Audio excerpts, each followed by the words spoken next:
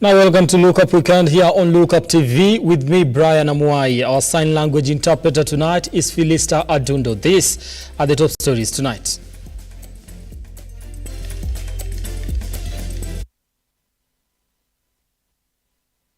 Mombasa Port to be handed to private investors. President William Ruto has said the Mombasa Port will be concessioned for efficient service delivery. Also tonight, 200 families affected by the ongoing floods in Kinangop as they count losses on their farms. And drama as tea farmers from Kangaita Tea Factory boycott selling their produce.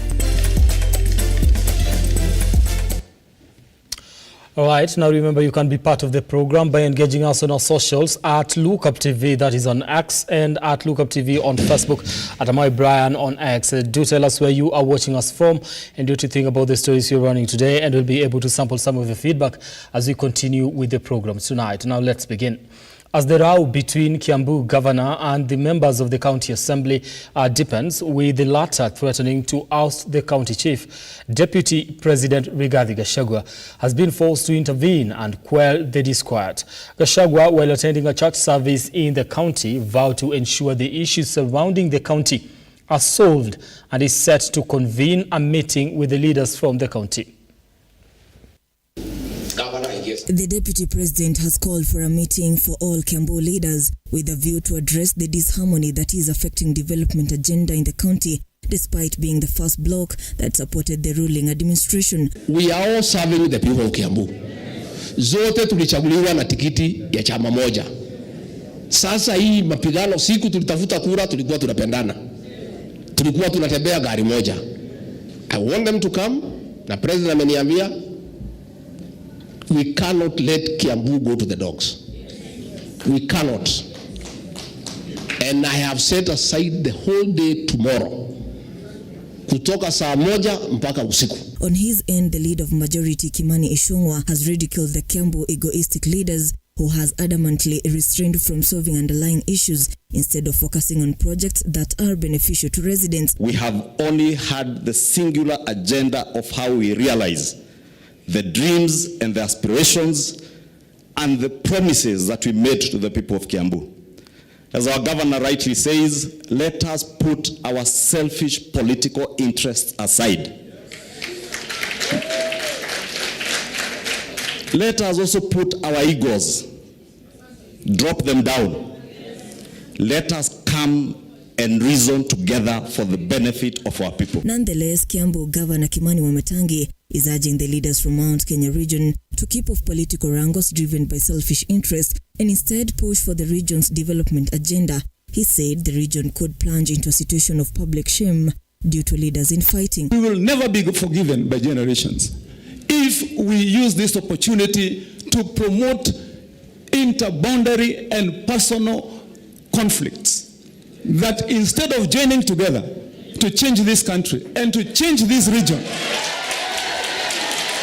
that we waste and squander the opportunity and fail to deliver on the vision and the wishes of our people. Rigathi continued to call for a unified Mount Kenya region in order to garner massively in the Kenya Kwanza administration, insisting they must agree to work together. Gachagua has discouraged the Mount Kenya kingpin narrative, which is in circulation, saying that it is pointless, as he urged leaders to be on the lookout, not to be diverted from the mandate and the reason they were elected for. I have no time or desire to aspire for any other office, because ile kazi mimi nimepewa na rais Bishop, my day starts at 5 and ends at midnight. It's already too much.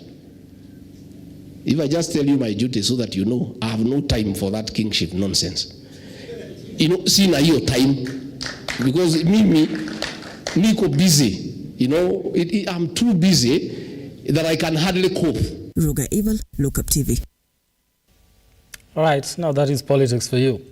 Away from that, President William Ruto has assured owners of the Dongo Kundu parcel of land that the government will ensure they are fully compensated. Nazian Ketani now reports the president, however, issued a stern warning that only genuine landowners who reside in the area will be compensated, pouring cold water on concerns over the privatization of the Mombasa port. Months after the government secured 150 billion shillings for the development of the Dogo Kundu Special Economic Zone in Likoni, Mombasa County, with the projects in the area stalling due to the compensation jitters, President William Ruto has categorically insisted that only genuine landowners will be compensated, citing plans to defraud the government through the compensation process. Ile matatizo tulikuwa naye pale Dogo Kundu ya watu wanaoishi hapo, nimeweka mpango maalum bila ufisadi, bila ukora, bila watu matapeli kutusumbua. Wale watu tutalipa pale ni wale wako pale, sio watu wanaishi mahali pengine. Nilipatiwa list ya wale watu wanapaswa kulipwa. Nikauliza, wewe kama wewe ni mtu ya Nakuru, tunakulipa kwa sababu gani mambo ya Dogo Kundu? Dogo Kundu tunalipa wale wale wanaishi hapo, si ndio? Sababu ilikuwa ni list ya ufisadi na ukora. With the concerns being raised regarding the privatization of the Mombasa port, President Ruto moved with speed to clear the air on the matter, while hinting at plans to bring in more investors to the region. Hakuna port itabinafsishwa ama itafanywa kuwa private. Niliwaahidi ya kwamba nitarudisha port operations mahali ilikuwa imepelekwa kule Nairobi irudi pwani, na hiyo ni kazi ya kwanza nilifanya wakati nilichaguliwa kama rais. Lakini kurudisha port operations peke yake hapa haitoshi. We need a whole port development plan. Na ndio sababu tumetangaza vile tutakuwa na concession ya muda ambaye watu wataleta investment zao. The president further insisted on the need for local training colleges and TVETs to introduce specialized courses in a bid to unlock the full potential of the region's blue economy. Nataka hiyo college pamoja na TVETs ambazo ziko hapa zitusaidie na training ya vijana ambao watatusaidia ku unlock potential ya blue economy. Ile rasilimali tuko nayo kubwa ya blue economy katika sehemu hii, we need the correct human capital, the correct training, the correct skills ambayo itatusaidia, kwa sababu hapa baharini katika makadirio yetu kwa sasa tunapata karibu shilingi bilioni 15 bilioni 20 ya mapato katika bahari hii, lakini potential yake ni between 120 and 150 billion shillings every year. And as his government continues to receive backlash due to the number of unkept promises, President Ruto in his defense took to the scripture in what looked like a plea to Kenyans to accord him more time. Kumbe ahadi kutimia inahitaji subra. Naona sababu kumbe tunasumbuka sana kwa sababu hatujaelewa vizuri. Kumbe hizi ahadi nimetoa, kumbe kuna muda hapa ya kungoja ndio iweze kuti. Sasa zingine hata mimi nauliza, mbona hii ahadi imechukua muda mrefu? Kumbe nakosa kuelewa, kumbe iko kungoja hapa katikati. Ian Keitani, Lookuptv.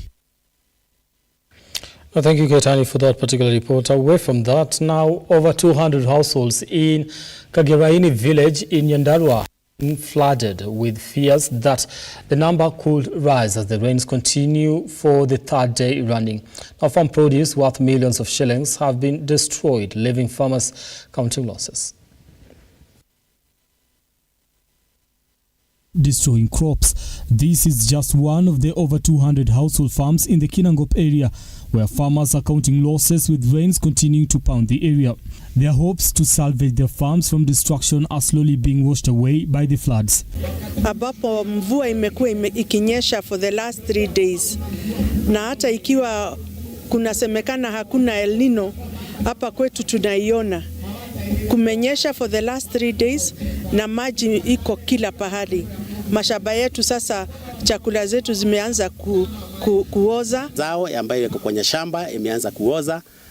Na pia hata wale ambao wako na mazao wanaweza uza pia imeanza kuharibika kwa shamba. Kwa hivyo tunaomba ya kwamba tupate msaada kutoka serikali kuu, kwa sababu sasa hii imepita ile kazi ambayo kaunti inaweza fanya. Ijapokuwa kaunti itafanya ile kitafanya, lakini hii msaada kwa shamba hakuna kitu tutapata. Kama venye mnaona viazi tayari hiyo imezama, boga ndio hiyo. Tunalilia serikali kuu. Roads have been rendered impassable. The flooding roads make it hard even for the disabled to search for their daily bread. Tauni ya Githafai ni tauni ambayo tulibahatika kupata lami. Saa hii tunaongea imeanza kusombwa na maji hiyo town kwa sababu drainage haikufanywa vizuri na haikumalizwa. Kwa hivyo with exams currently ongoing, the Ministry of Education has been forced to seek other alternative exam centers.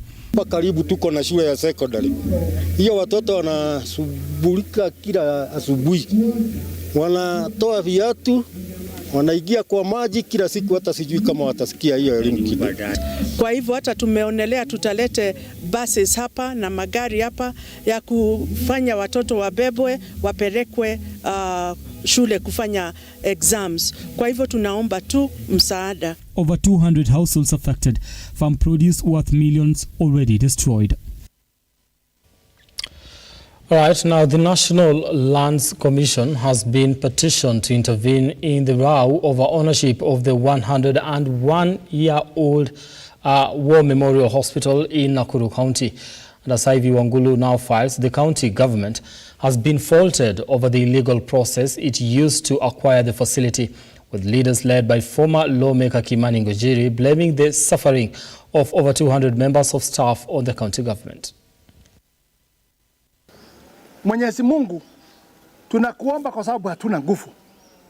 Wakora na watu ya corruption wamesumbua nchi yetu ya Kenya.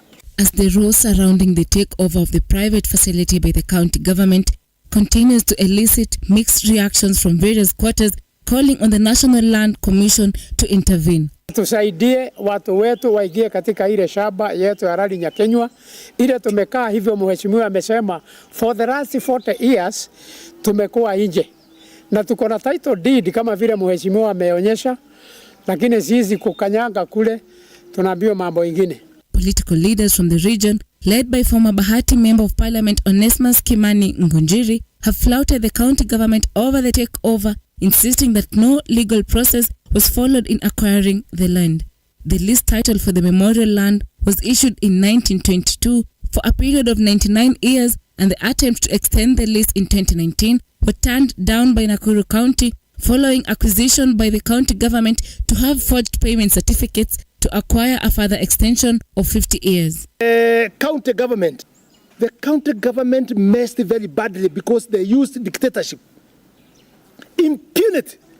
County Secretary Samuel Maura has nevertheless maintained that the land has been reverted back to the government following the gazettement of the lease title given in the name of Nakuru War Memorial Hospital Limited, noting that the lease title for the land was issued to the War Memorial in 2010, effective 1922, for a period of 19 years. The same was supposed to lapse on April 30th, 2021. Despite the management never being questioned for ownership, Mr. Simon Mwangi, a member of the management board, moved to court questioning its takeover and closure and was later granted 21 days to file a formal application before the court. They came and cheated our officers in Nairobi. There was no file of that hospital. Maybe it had been stolen or something like that. You know, the corruption is everywhere. And when they went to renew the lease, they changed and they wrote War Memorial Hospital Limited. Wakaweka jina Limited. What is the meaning of limited? When the ministry discovered that, they instructed the registrar in Nakuru to cancel that entry, and it was cancelled. So when the land is finished the lease, it goes to who? Land Commission, NLC. That's why it goes according to our law. And because it was cancelled, it's for them now, the trustee, to apply for the renewal of the lease. And that's where the law says, when it goes to NLC Land Commission, the trustee should apply, and NLC, they should decide which other interests are there. The county has further issued a warning to individuals occupying public lands to vacate or be evicted. Ivy Wangolo, Lookuptv. All right, now time to take a short break here on the program. We'll be back in a few with more stories.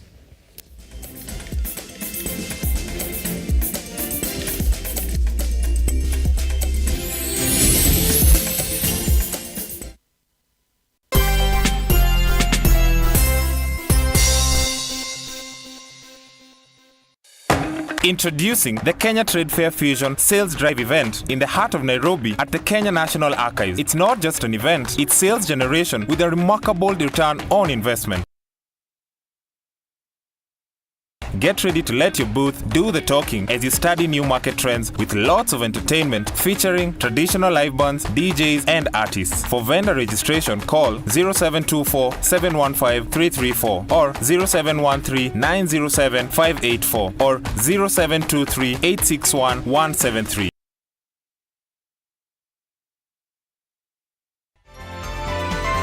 Infinity Industrial Park is one of the largest private industrial parks located along Eastern Bypass, Nairobi, which provides modern infrastructure for smooth operations for industries and business enterprises. Infinity Industrial Park offers world-class amenities and facilities with wide roads, a police station, a power substation, fire station, public transport stage, hospital, and shopping mall. In addition, Infinity Industrial Park also offers CCTV cameras, 24-hour private armed security patrol, sewer, water, fiber optic cable, and 3-phase power connection, added to public utility, canteen, and dining areas. Sail on the golden opportunity to invest in Infinity Industrial Park fully serviced warehouses at a special price of 3,569 Kenyan shillings per square foot. For more inquiries, visit our website infinityindustrialpark.com.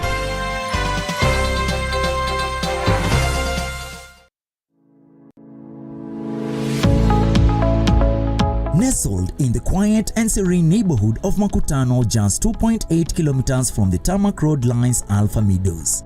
This is a controlled gated community where you can build your city, home, or purchase for investment purposes. If you are looking for a place to call home, full of peace and quiet with magnificent views, then Alpha Meadows is that place. To book a plot, call 0723 979797 or visit us on 4th Avenue Towers along 4th Ngong Avenue off Bishop Road. Alpha Meadows is a product of Fusion Estates. Fusion Estates, your land ownership partner.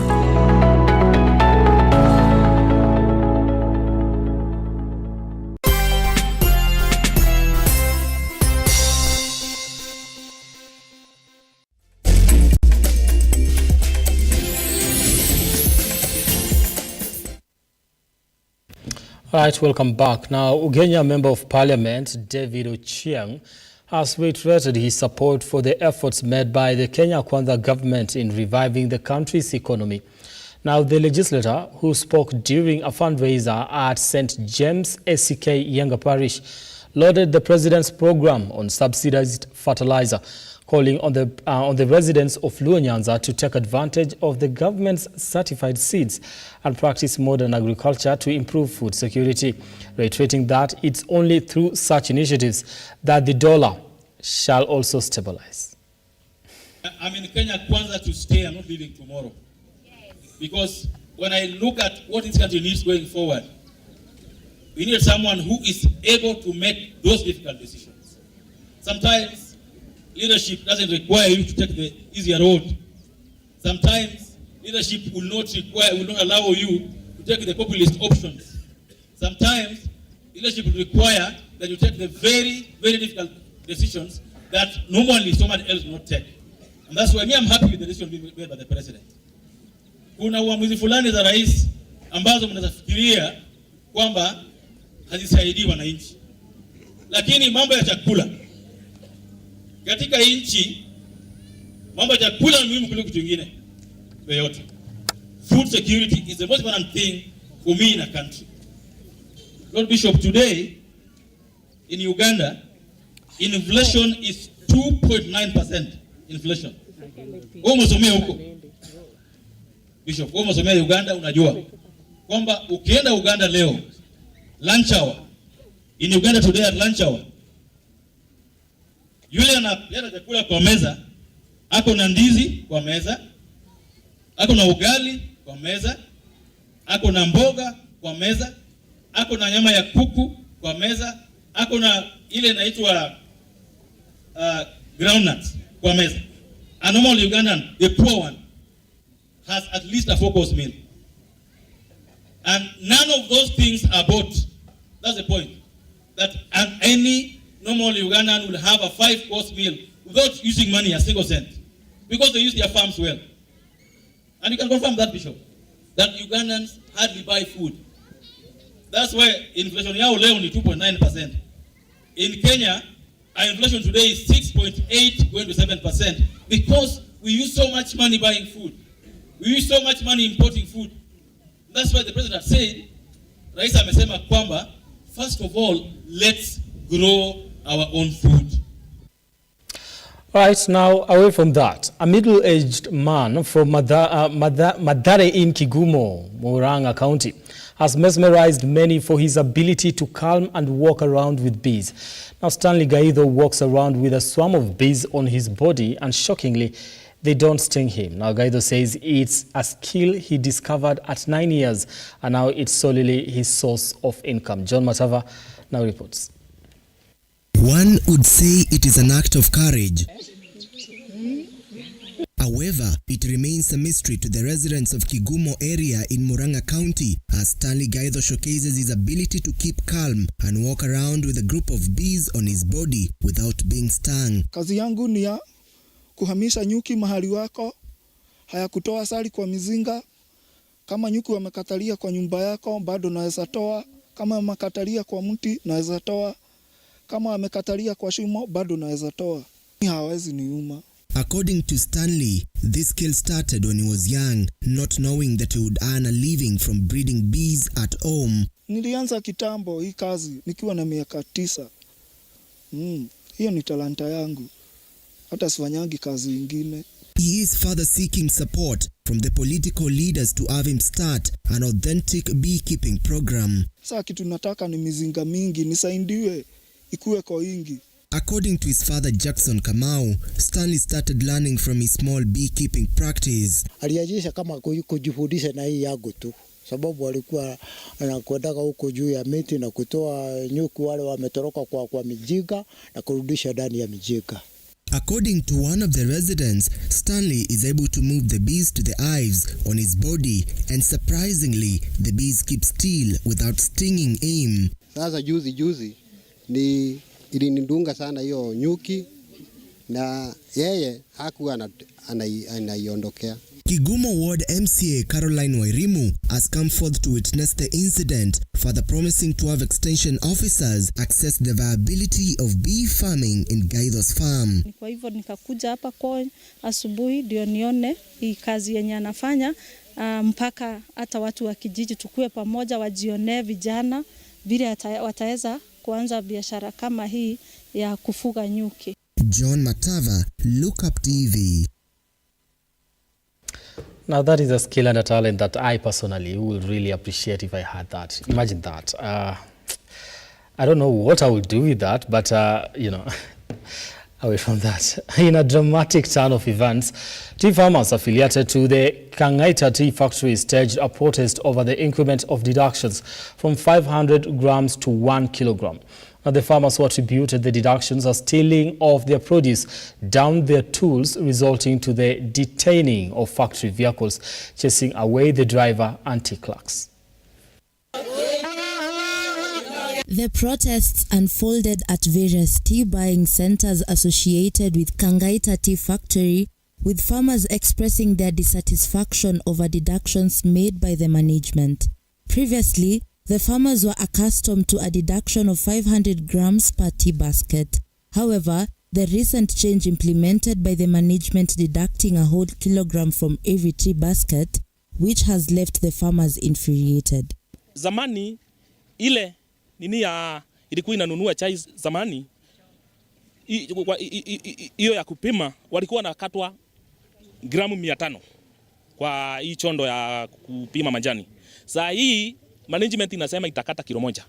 Naye mkulima amekataa, amesema wakate ile gramu 500 walikuwa nakata hapo mbeleni. The disgruntled farmers have vowed to boycott the picking and selling of their tea through the Kenya Tea Development Agency until the management ceases deducting their tea kilos, asserting that they are willing to accept a deduction of 500 grams per basket, but they adamantly oppose the new rule which mandates the removal of 1 kilogram from each basket. Elsewhere, at Thaita buying centers, farmers have refrained from selling their tea for 2 days, vehemently opposing the new weighing rules. They have pledged to resist any attempts by Kangaita Tea Factory management to deduct a whole kilogram from their tea baskets. Tuko na kamiti. Sijui ama kamiti hawa wamekuwa wakisangamana pamoja na ofisa ili wakue wakikata kimoja. Sisi tumejua hata kamiti wale wako hapa. Wale sisi tunawasagua ni kama vile kama director. Director tukamuita siku ya leo, yeye akakataa kunja, hata akisikia mahali aliko, mimi naitwa Rigathi Kenya na kuna mahali atanipeleka. Sasa ni lazima tuongee ukweli, kwa maana ukweli wa umma. Sasa wakitaka kufanya neno lolote, tafadhali watuite mkutano, waseme si nyinyi wakulima tunataka hii na hii. Sasa tutakubaliana. This protest serves as a stark indication of the mounting tensions between tea farmers and management, with the farmers demanding transparency and fairness in the weighing and payment processes. The situation remains unresolved, and it is uncertain when or how this conflict will be resolved. Bridget Agola, Lookuptv. Now, West Pokot leaders led by Deputy Governor Robert Komole have slammed Interior CS Kithure Kindiki for over what they termed as biasness in tackling matters banditry in the North Rift region. Now, the leaders faulted Kindiki for using a divide and rule method by ignoring calls to arrest Turkana Governor Jeremiah Lomurukai after he publicly walked with a gun. Rigan Lemurguran with more on this particular story and from the counties.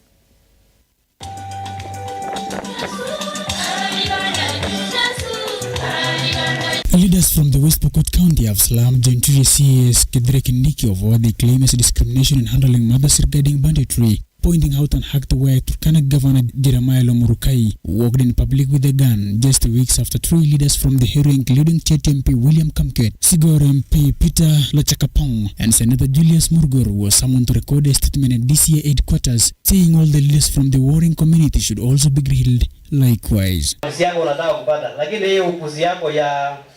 Kila wakati Turkana anaongea mbaya uwezi shika hawa. Lakini viongozi kutoka Pokot wakiongea ni unakimbia asubuhi.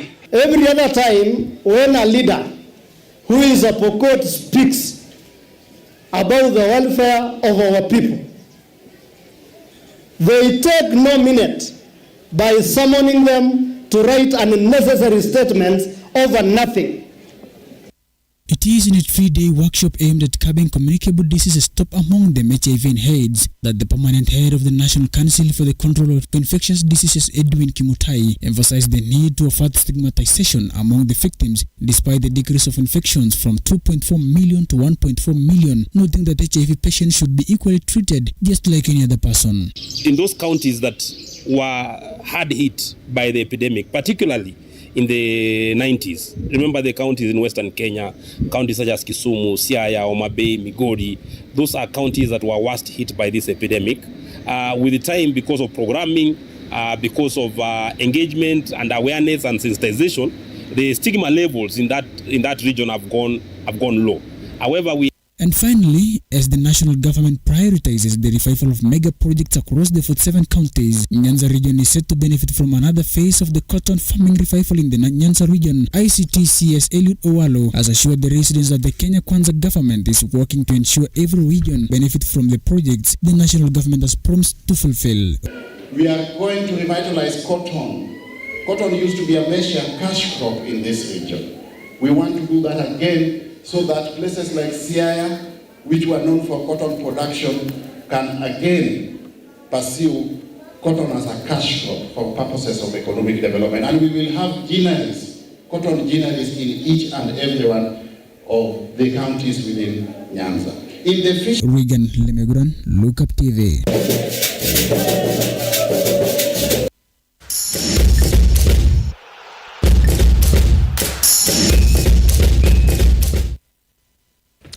All right, now let's get sporty tonight. 2 times world champion Helen Obiri has won the New York City Marathon women's race. Now the 33-year-old clocked 2 hours, 27 minutes and 23 seconds to beat her opponent Letesenbet Gidey of Ethiopia, who finished second, while other Kenyans Sharon Lokedi, Brigid Kosgei, Mary Ngugi, Viola Cheptoo and Edna Kiplangat finished in the 3rd, 4th, 5th, 6th and 7th place respectively.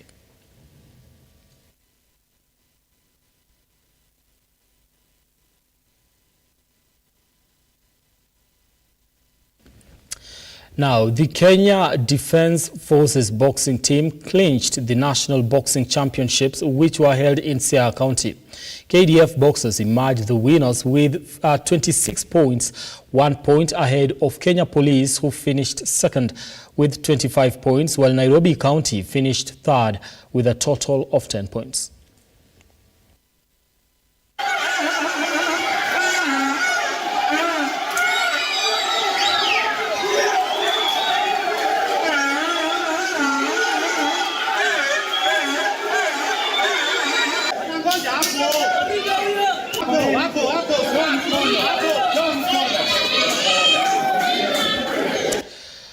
All right, now I believe Ulinzi Starlets and Kenya Police Bullets shared spoils at Ulinzi Sports Complex today after a 2-2 draw in the Forces Derby.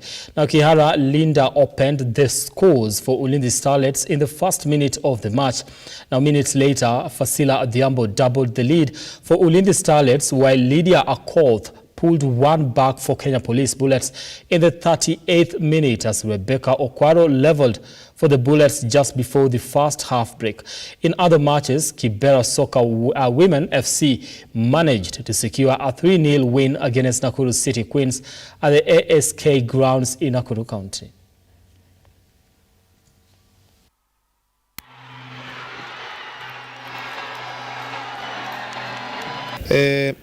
We started very well, but maybe the last 5 to 10 minutes, the last of the first half, we lost concentration and the opponent utilized on those chances. So although I feel there was miscommunication between the ref and the referee, the first goal. Yeah, because the referee, the linesman alikuwa amekataa, but the center referee insisted it was a goal. The second goal ilikuwa outside. Ilikuwa imeshatoka, but it is all about football. We have to accept. Had to pull up from 2-0 down to come and at least get a draw. But all in all, the girls pushed well, and they gave us at least 1 point. We lost a good number of balls in the midfield. We didn't expect them to play well in the midfield. Looking at how they play, we expected them to play more in the flank. So what happened, we made sure that they were not able to play maybe as they had planned, or as they play well in the flanks.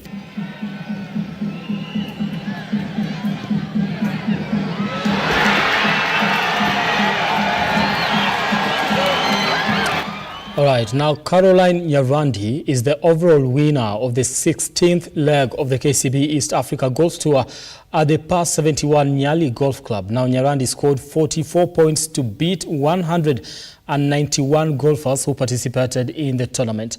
The team of William Gaguta, Edwin Kipto, Caroline Nyarandi and Raj Kamal Danjal returned a combined score of 118 points as it emerged the winning team and qualified for the grand finale of the series, which will be held at the Karen Country Club on the 15th of December this year.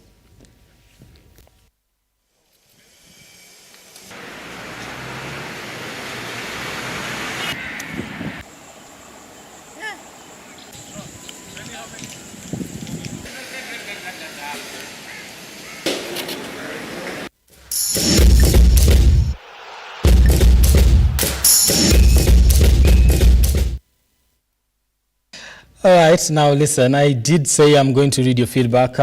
Ezekiel Lekish says, Ahadi is a uongo. I believe you are responding to one of the stories that we did run today, and I believe that has to be maybe President William Ruto, whereby he did ask for time as far as delivering on the promises that he had made to the public and to the nation at large is concerned. And Kogoia Isaac says, watching from Eldoret, thank you so much for tuning in and trusting us to bring you up to date with the news making headlines across the country today. 37 minutes, or now 38 minutes past the hour. I do want to thank you so much for watching. On behalf of everyone that made this one a success, and starting from my producer, Ian Ketani, all the way to my directors, and I believe that is Jay Momani and Mary. Not Mary Magdalene, but Mary Elliott. Thank you so much for making time tonight. Our sign language interpreter tonight has been Philista Adunda. Do have yourselves a lovely night. And yes, see you on Tuesday, I believe. Yes. Bye. Good night.